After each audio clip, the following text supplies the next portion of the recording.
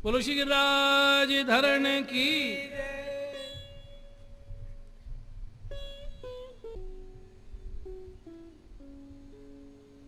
श्री बाल कृष्ण लाल की।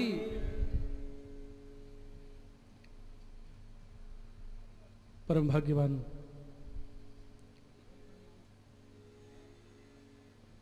कथामृत पिपासु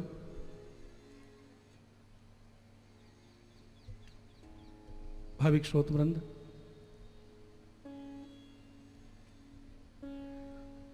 विगत 2 दिनों से श्री गिरिराज गुणगान गाथा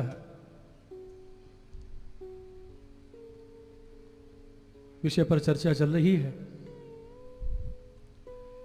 मैं रोज निवेदन करता हूं कि इस कथा का विषय है श्री गिरिराज गुणगान गाथा। बाहर बैनर पे भी लिखा हुआ है, लेकिन क्या बताएं, कल एक माता जी आई या पूजन करने के लिए और मुझसे बोली, शास्त्री जी नंद महोत्सव कब होगा?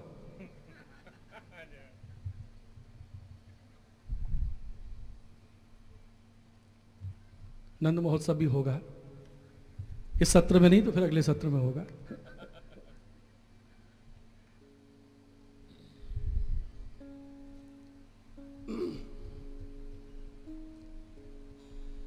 ऐसी भयंकर गर्मी में जब मुझे सूचना मिली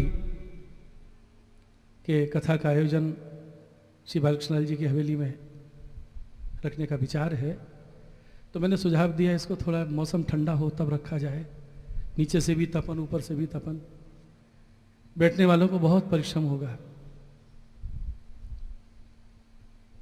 लेकिन यहाँ आके मालूम पड़ा कि इस कार्यक्रम की सूचना छापा में भी नहीं दी है, अखबार में सूचना नहीं दी गई है।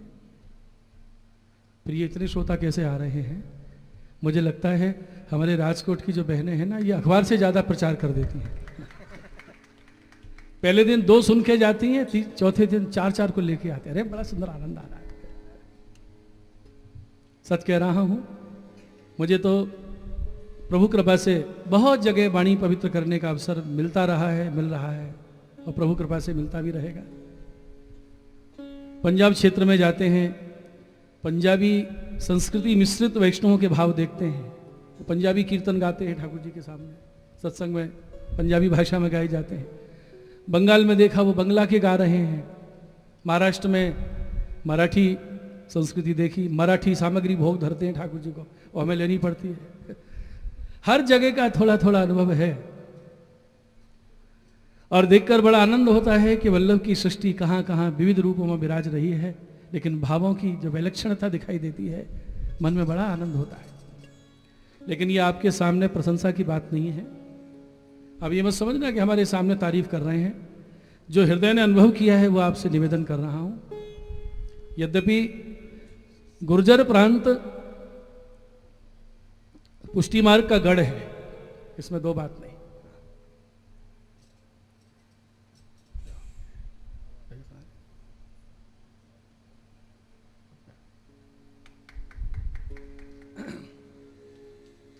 और गुजरात में भी बहुत जगह मुझे वाणी पवित्र करने का अवसर मिलता रहा है, लेकिन राजकोट की जो स्थिति मैं देखता हूं ना, क्या कहें, शब्द नहीं मिल रहा है। आप लोगों का स्नेह देख के, आप लोगों का भाव देख के वक्ता का प्रयास रहता है कि भावों की सरिता प्रवाहित करके श्रोता को उसमें डुबकी लगावे। भावों की नदी है यहां, तो सरिता तो है नहीं।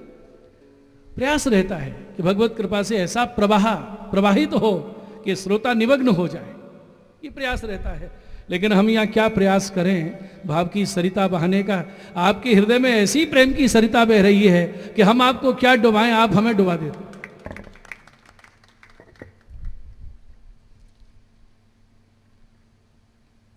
क्या सेवा का क्रम देखिए यहाँ ठाकुर जी का, हमारे मुखिया जी, उनका परिवार कैसे भाव से लाल लड़ाते हैं। और क्या हमारे यहाँ के कीर्तनकार वैष्णव देखिए, बहुत सी जगह मैंने देखा है कीर्तनकार हैं, लेकिन यहाँ कीर्तनकार के साथ साथ हृदय से वैष्णव है। भगवान ऐसी वाणी के भोक्ता है महाराज।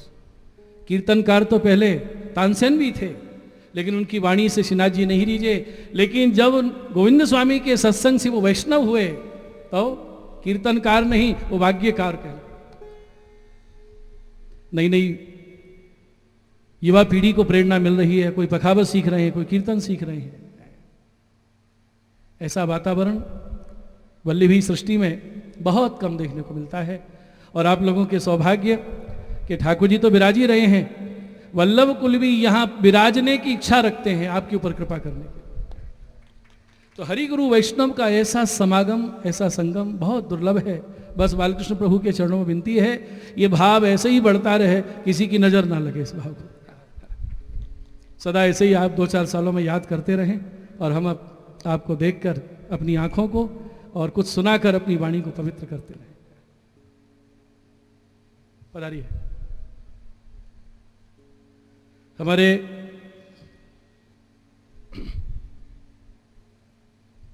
राजी।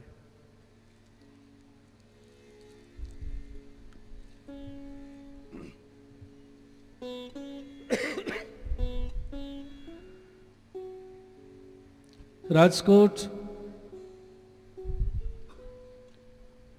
की एक विशिष्ट वैष्णव परिवार की ही शोभा नहीं, इस नगर की शोभा थी। और आज भी जब उनका नाम लेते हैं, स्मरण करते हैं तो रोमांच होता है। परम भगवदिया, परम वैष्णव मंगला बहन।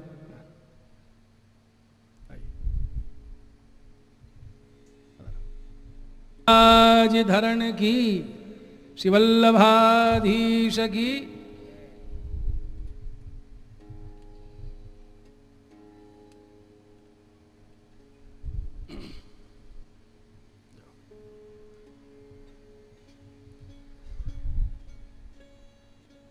जिनका सहज स्नेह वैष्णव मात्र के प्रति था।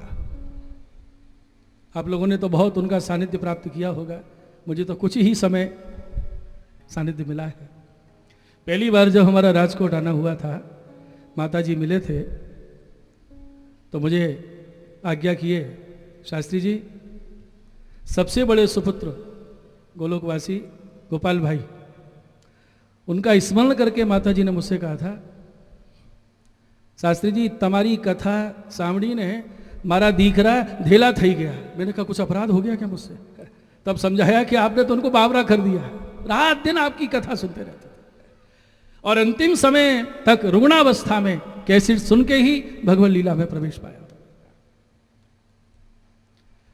ऐसा संस्कार जिन्होंने परिवार को दिया हो, आज हमारे सामने विराजमान हैं हमारे परम प्रिय वैष्णव श्री हसमुख भाई, श्री ललित भाई, श्री किशोर भाई, उनके सभी बालक वृंद हैं, पारिवारिक जन हैं, संबंधी जन हैं।